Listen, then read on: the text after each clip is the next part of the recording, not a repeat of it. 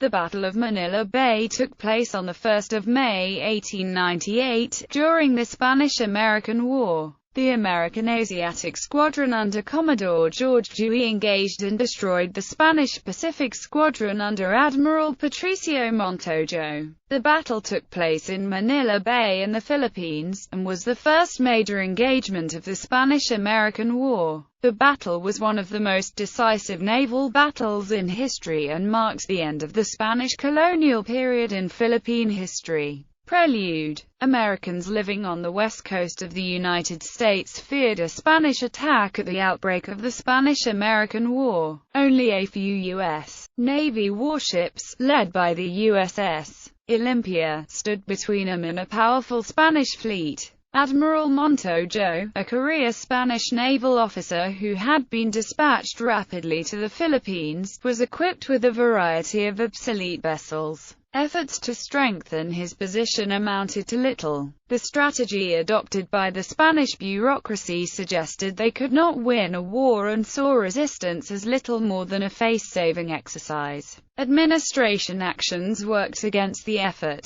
Sending explosives meant for naval mines to civilian construction companies, while the Spanish fleet in Manila was seriously undermanned by inexperienced sailors who had not received any training for over a year. Reinforcements promised from Madrid resulted in only 2 poorly armored scout cruisers being sent, while at the same time the authorities transferred a squadron from the Manila fleet under Admiral Pascual Cervera to reinforce the Caribbean. Admiral Montojo had originally wanted to confront the Americans at Subic Bay, but abandoned that idea when he learned the planned mines and coastal defensives were lacking and the Castilla started to leak. His intent seems to have been to spare Manila from bombardment and to allow any survivors of his fleet to swim to safety. The harbor was protected by 6 shore batteries and 3 forts whose fire during the battle proved to be ineffective. Only Fort San Antonio Abad had guns with enough range to reach the American fleet, but Dewey never came within their range during the battle.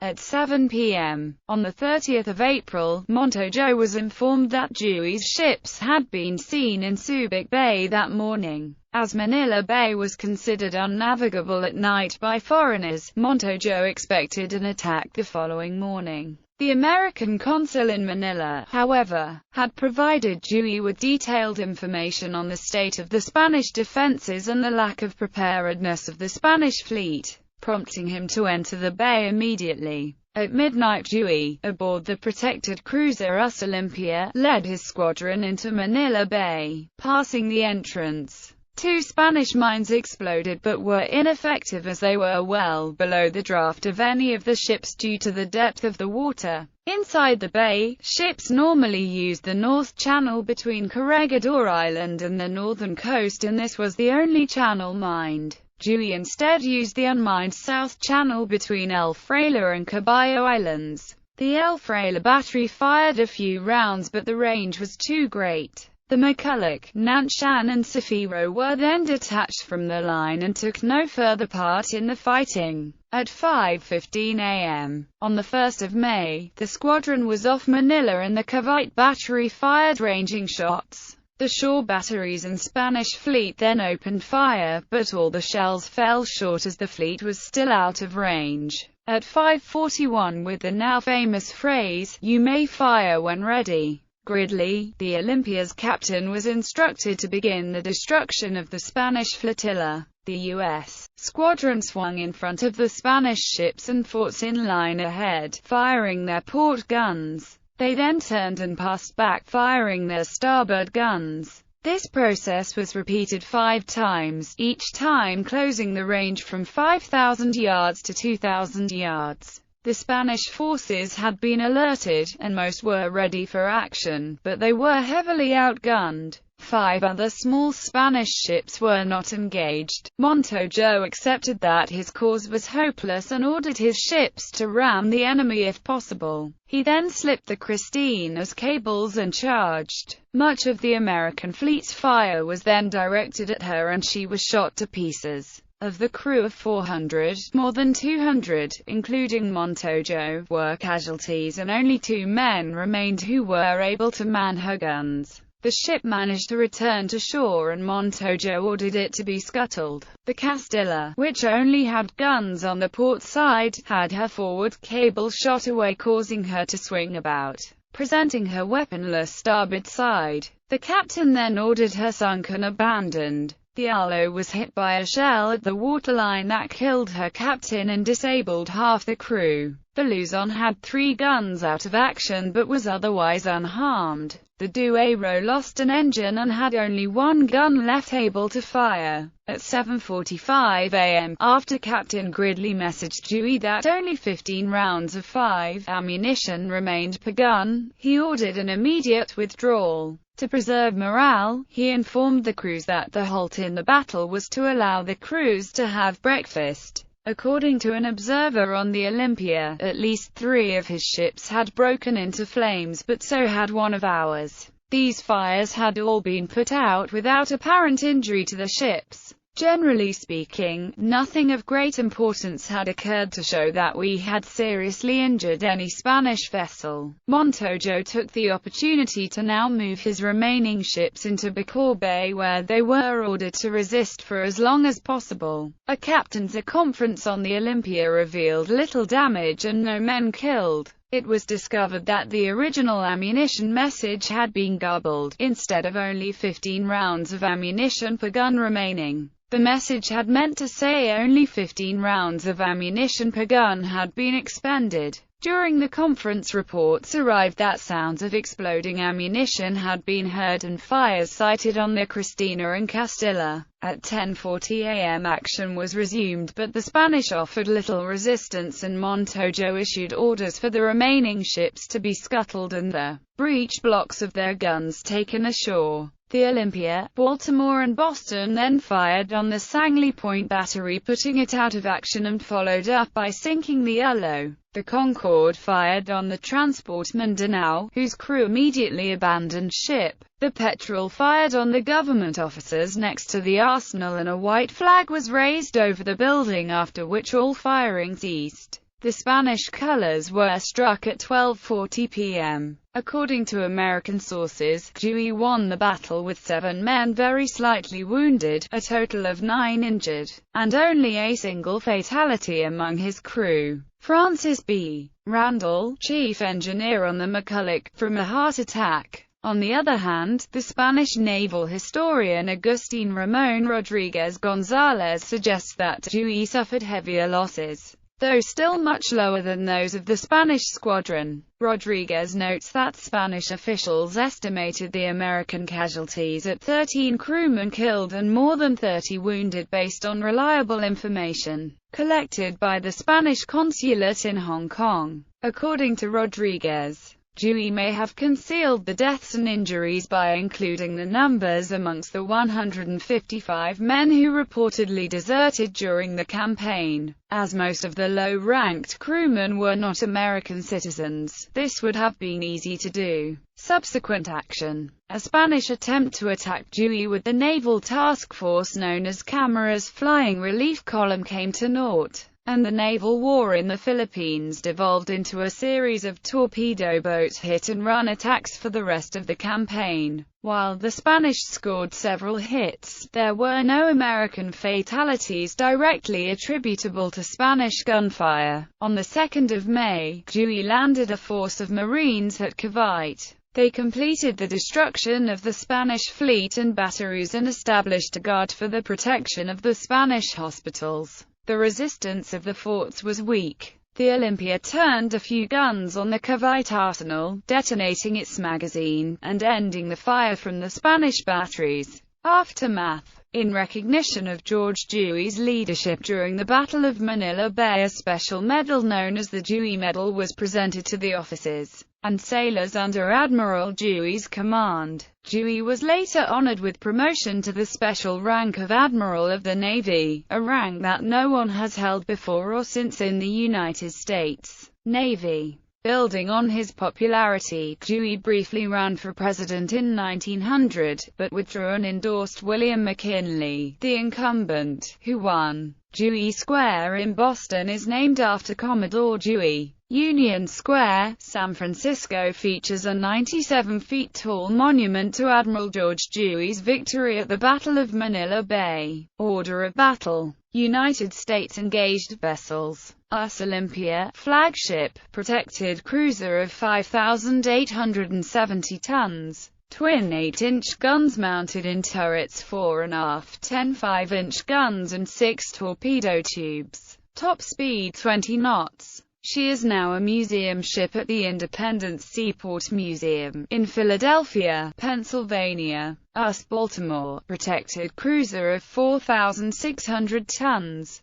Single 8-inch guns mounted fore and aft, 2 8-inch and 2 6-inch guns aiming axially and 3 6-inch guns aiming on each broadside. Top speed 20 knots. US Raleigh, protected cruiser of 3,200 tons. 1 6-inch and 2 5-inch guns aiming forward, 4 5-inch guns aiming astern and 2 5-inch guns aiming on each broadside. Top speed 19 knots. US Boston, protected cruiser of 3,200 tons. Single 8-inch guns mounted in barbets fore and aft with 6-inch axial firing guns mounted beside each. 4 additional 6-inch guns. Top speed 13 knots. US Concord, gunboat of 1,710 tons with 6 6-inch guns. Top speed 17 knots. US Petrel, gunboat of 867 tons with 4 6-inch guns.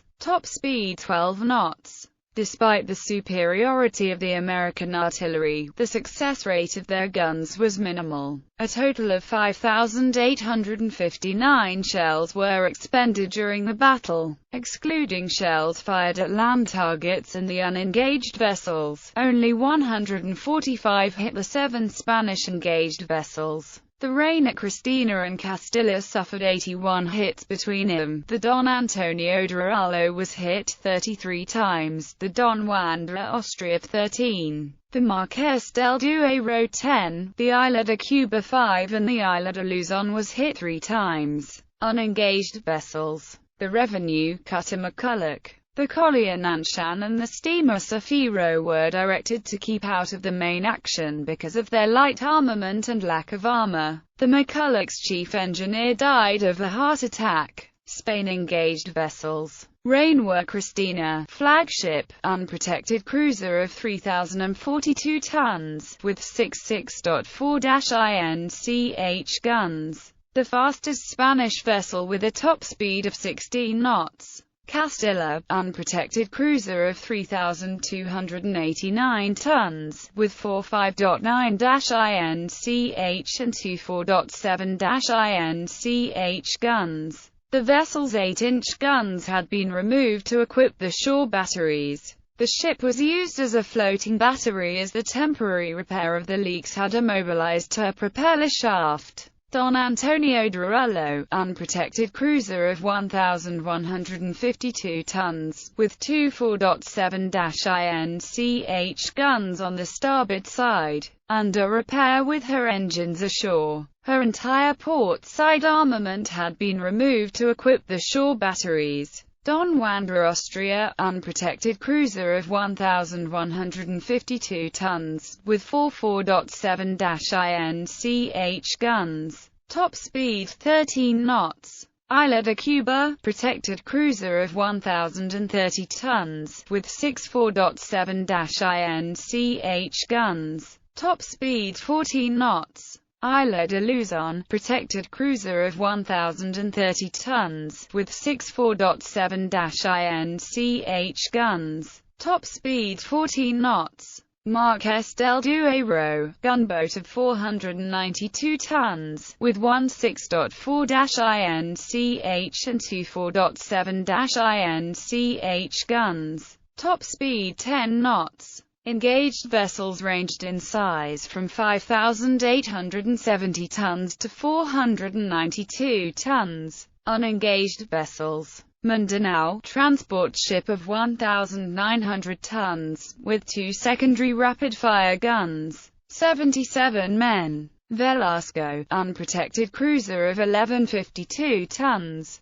Her boilers were ashore being repaired. All her guns were apparently removed to the Caballo Island Battery. 145 men. El Coriao, gunboat of 560 tons, with 3 4.7-INCH guns, 3 secondary rapid-fire guns, and 1 torpedo tube. 115 men. General Lezo, gunboat of 520 tons, with 2 4.7-INCH guns which were apparently removed to El Fraile Island, 2 secondary rapid-fire guns, and 1 torpedo tube. 115 men. Argos, gunboat of 508 tons, with 1 3.5-INCH gun, 87 men. The Spanish vessels had 19 torpedo tubes between them but no serviceable torpedoes. Shore defenses. Fort San Antonio Abad, built 1584, located in Manila. Various guns with only the 9.4-INCH having enough range to reach Dewey's ships at their closest approach. Fort San Felipe, built 1609, a small castle built on a sandbar protected by a breakwater and separated from Cavite City by a moat. Cavite Fort, fortified naval base and shipyard in Cavite City located adjacent to Fort San Felipe. Corregidor Battery, entrance to Manila Bay, did not fire. Caballo Battery, entrance to Manila Bay, did not fire. El Fraile Battery, entrance to Manila Bay, fired 3 rounds before Raleigh silenced it after hitting the battery with a single shell. Canasao Battery, located in the town of Canasao, armed with a single 4.7-INCH gun, did not fire. Sangley Point Battery, located at the Sangley Point Naval Base, armed with 3 64-pound muzzleloading cannon and 2 5.9-INCH guns. Malate Battery, located in the Manila district of Malate, did not fire. The batteries were supplemented with the guns removed from Montojo's fleet. The Corregidor, Caballo and El Fraile batteries had a combined total of 17 guns. Gallery. The United States Navy ships. USS Baltimore, 1891. USS Raleigh, 1900. USS Boston, 1891. USS Concord, circa 1890s. USS Petrel, USRC McCulloch, circa 1900. The destroyed Spanish ships after the battle. Wreck of the Reina Cristina. Wreck of the Castilla. Wreck of the Don Antonio de Rullo. Wreck of the Isla de Cuba. Wreck of the Isla de Luzon. Wreck of the Velasco.